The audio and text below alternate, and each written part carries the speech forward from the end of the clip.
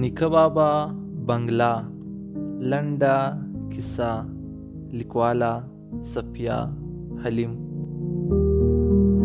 زه په تقدیر باور لرم، خو پلار به راته ویل چې هر انسان هم هغسې ژوند تیروي چې تیرول یې غواړي.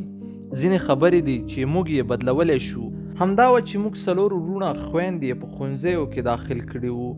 زه تر ټولو مشره یم. 10 ته چې ورسېدم نو ځینې خلک زما د غوښتنو لپاره راتلل، خو پلار مې له ما ډاکټره جوړوله. په هغه سپېرو ورځو کې د موټر د یوه ټکر پیښه داسې وشوه چې زموږ کور پرې وران شو. پلار مې مړ شو. هغه سرکاري ملازم و او ځمکې مو په کلي کې له ترونو سره وې. دوی به د خپل حق جوار غنم کال په کال را رسول. ماماګانو او تروریانو به هم وخت ناوخت زموږ سره لاس کاوه. هر چا سره زموږ د یتیمانو غم و. زما د غوښتو لپاره چې کوم خلک راتلل، دوی بیا تګ راتګ پیل کړو. هلک په بهر هیواد کې و، په ښار کې یې ښه کور و. زما د مور لپاره دا ښه موقع وه چې له ما ځان بېغمه کړي. زه دومره ښکلې هم نه وم. اخر د کوژدنې ورځ وټاکل شوه. خپلوان مې د کلي نه هم راغلل او څو ورځې زموږ کره دیره وو.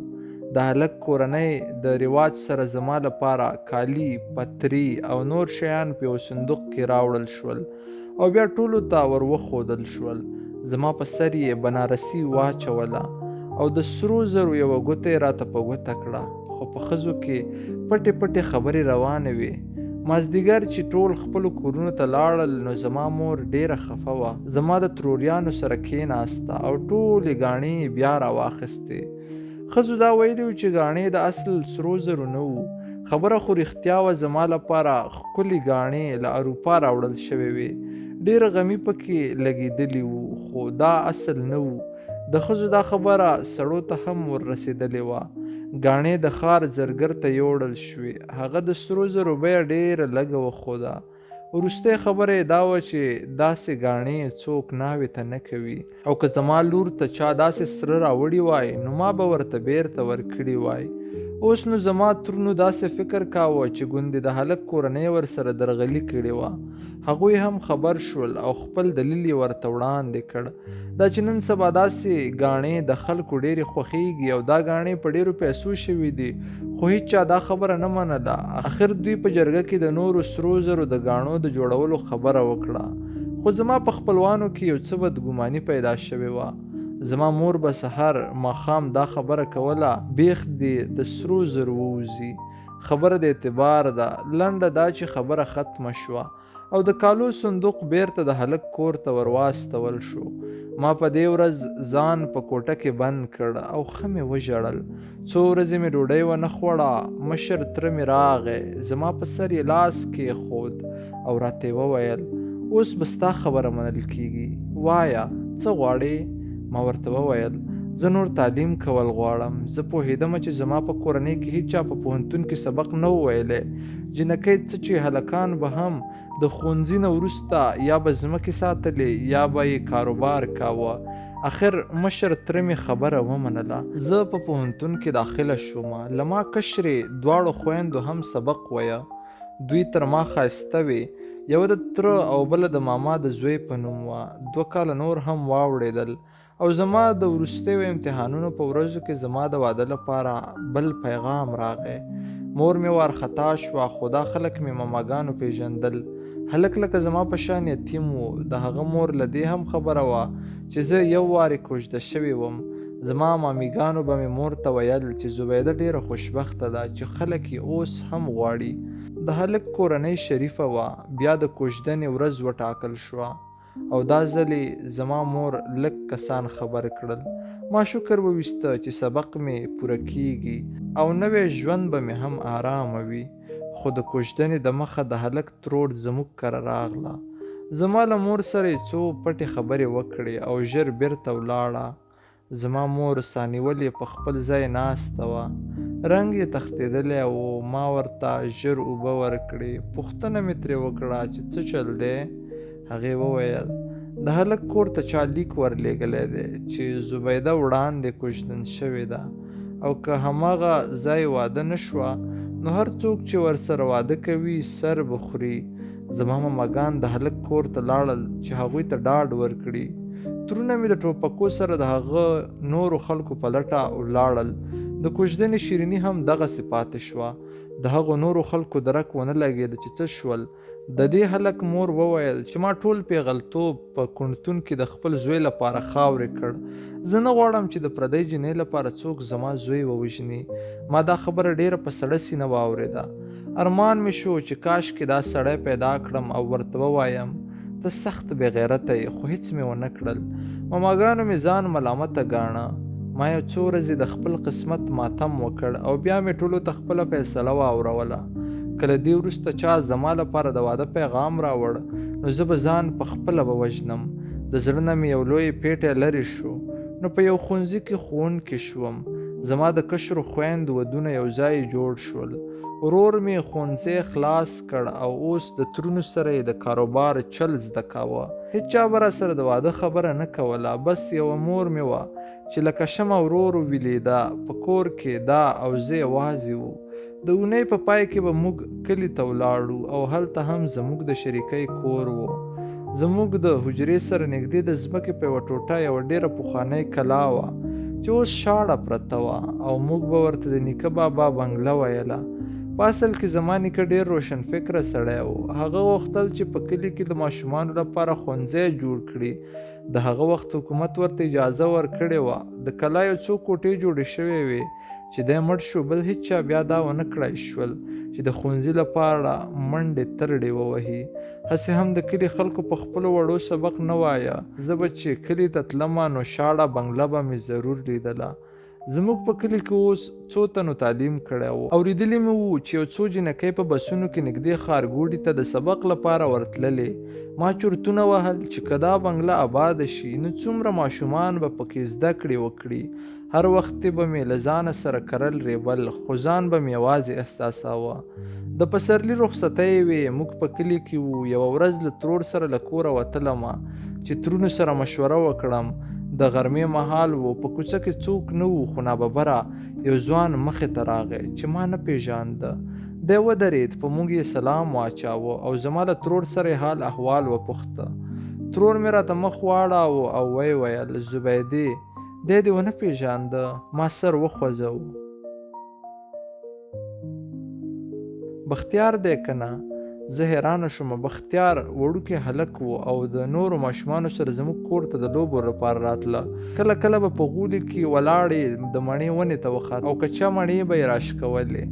یو ورځ ما لښته راواخیسته نو ټول واړه وتښتېدل، خو بختیار په ونه کې ونښته او تر ډېره وخته زما د لښتې له ویرې هم هلته ناست و. بیا مې مور راغله او دی یې له ما خلاص کړو. هغه وخت ما ورته ویلي وو چې که بیا مې ولیدي نو پښې به در باندې ماتومه. زه په پوهنتون کې وم. دی په 8م یا 9م کې و. کوڅې ته ووتلو نو د ترور نه مې پوښتنه وکړه دی اوس څه کوي؟ هغې راته وویل په انځرۍ کې استاز دی. انځرۍ کلی زموږ د کلي سره جوخت و او د پټیو له لارې به خلک ورته په پښو ورتلل. راتلونکې څو ورځې زه د ترونو کره ګرځېدمه چې د نیکه د ښوونځي بیرته جوړولو رضا ترې واخلم. دوی څه مخالفت نه کوو، خو د کوټو د جوړولو لپاره پیسې پکار وې او دوی نغدې نه لرلې. یو مازدیګر څو ښځې زموږ کور ته راغلې. په دې کې د بختیار مور هم وه چې ما پیژندله. دوی چای وڅښلې او څو شېبه زما له مور سره کېناستې. زه د کور په نورو کارونو اخته شوم. ماښام مور را سره یو ځای کېناسته او راته یې وویل تا اوس ټول عمر یوازې د تېرولو فیصله کړې ده؟ په دې پوښتنه کې ډېر ځوابونه وو. زه یو څه پوهه وم چې د بختیار مور یوازې زموږ لیدو ته نه ده راغلې، خو کله چې مور راته وویل دوی تا غواړي نو په وجود مې اور بل شو. زه د 28 کالو یم او بختیار د 19 کالو دی. زه اوس دومره مجبوره شوم چې یو ماشوم را سره واده کوي. زما له سترګو اوښکې روانې وې. مور راته خبرې کولې خو زه نه پوهېدم چې نصیحت یې راته کاوه او که ما سره یې زړه خواله کوله. زه په قهر وم. داسې راته ښکارېده لکه چې بختیار را پورې ملنډې وهلې. بیا به مې له ځانه سره ویل زه د ده خیرات نه اخلمه. دی به ټول عمر په ما احسان کوي چې ته خو 2 وارې پرېښودل شوې. ما وکړې. مور ته مې په کلکه وویل چې زه د هېچا خیرات نه اخلمه. هغه حیرانه وه. زما خویندې خبرې شوې نو هغوی هم حیرانې وې. د کلي ټول خلک چې خبرېدل حیرانېدل. بختیار زما ترونو او ماماګانو ته جرګې وکړې او زه د دې خبرې نه دومره بیزاره شومه چې بیا مې ښار ته کډه وکړه. هلته د ترور 2 انګېندې راپسې شوې، خو هېڅوک زما په احساس نه پوهېدل. ټولو ته دا خبره بې معنا ښکارېده چې دی له ما کشر و. یو ورځ چې د ښوونځي نه کور ته راغلمه نو د مېلمنو په کوټه کې څوک ناست و. د ترور لمسي راته وویل بختیار کاکا راغلی دی. زه د ده جرأت ته حیرانه شومه. څومره کلک سترګې دی. مور مې راغله او راته وویل بختیار وایي ته یو وارې زما خبره واوره، بیا به دې نه په عذابوم. په کور کې مې هغه وخت ورونه وو، که نه د دې خبرې هېڅ امکان نه و چې زه د یو پردي سړي سره کېناستلی وای. یو لوی څادر مې په سر کړ، مخ مې نیم پټ کړ، خو بختیار په کوټه کې داسې ناست و چې سترګې یې ځمکې ته نیولې وې. زه ده ته ښه ځیر شومه، سلام مې ورته وکړ. ده هم هغسې په ټیټو سترګو ځواب راکړ. بیا یې خبرې داسې پیل کړې لکه چې ماته کیسه کوي. څو کاله کېږي ستا د ماما واده و، سخت بارانونه شوي وو، سیند هم راختلی و. ما نه د خپل کشر ماما واده نه و هیر. د کلي ټولو خلکو ته دا واده په زړه پورې و، ځکه دومره بارانونه شوي وو چې خلکو د سوځولو لپاره پکې لرګي نه لرل. له ښاره به یې پخه ډوډۍ راغوښتله. بختیار وویل په کوم ماښام چې تاسو د ناوې کره نکریزې وړلې زه د لاریو اډې ته په پښو روان وم. زما د 10م امتحانونه وو. د لاریو په اډه کې د شپې په ځینې هلکان راټولېدل چې یو ځای سبق ووایي. هغه وخت باران تم شوی و. تاسو ټولو جنکو د نکریزو تالونه اخوستي وو او د بر جومات په لاره د ویالې سره روانې وئ. یوې جنۍ تنبل غږه او تاسو ټولو ورسره سندرې ویلې چې یوه مصرع اوس هم زما په زړه ده: شمې پرې سپرې دي جانانه. بختیار چې دا مصرع وویله نو زه په خندا شومه، خو ځان مې ونیولو. دی یوه شېبه غلی و، بیا یې وویل یوه جنۍ په خټو کې وښویده نو تاسو ټولو په بړچ وخاندل. تا د نکریزو پتنوس ترې رانیولی و او په دې کې د نکریزې او مړې شمې سمولې را سمولې. بیا تا د یوې جنۍ نه اورلګیت واخیست او مړې شمې دې بیرته بلې کړې. زه د ویالې په بله غاړه یوې ونې لاندې ولاړ وم.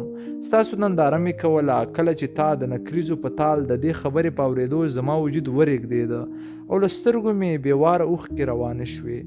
دی ډېر په اخلاص راته لګیا و، خو ماته د نیکه بابا د بنګلې ښوونځی مخې ته ودرېد. زما په ژوند کې اوس هم دغه کار و چې کول مې غوښتل.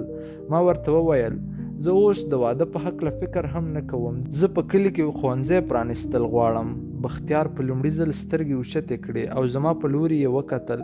که په ما اعتبار کوې نو زه در سره لوز کوم چې دا ښوونځی به موږ دواړه جوړوو. زه د تعلیم په وزارت کې یو کس پیژنم چې را سره مرسته کولی شي. ناببره زما زړه په ټوپونو شو. تر اوسه بختیار راته ماشوم ښکارېده، خو د دې خبرې په اورېدو راته احساس وشو چې زه خو ډېر قوي ملګری لرم. بختیار د خپله جیبه د مخملو یو وړوکی ډبی راوویسته او په میز یې کېښود. بیا پاڅېد او په تلو تلو کې یې وویل زه پر تا احسان نه کوم، خو دومره خبر یم چې ته زما لپاره یې او زه دې کوم. دی زموږ له کوره وواته، زه هم هلته ناسته ومه.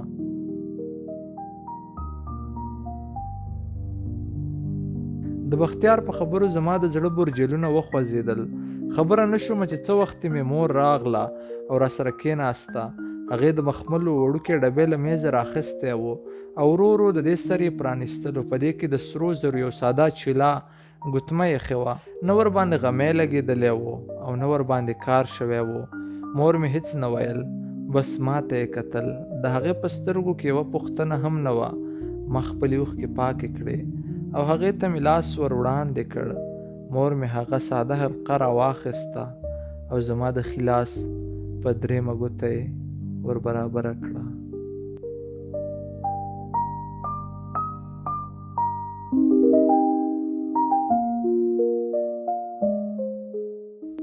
د سادات ټي وي ټولو درنو اورېدونکو، دغه وه زموږ د نن ورځې لنډه کیسه چې ما سیدري سادات تر تاسې در ورسوله.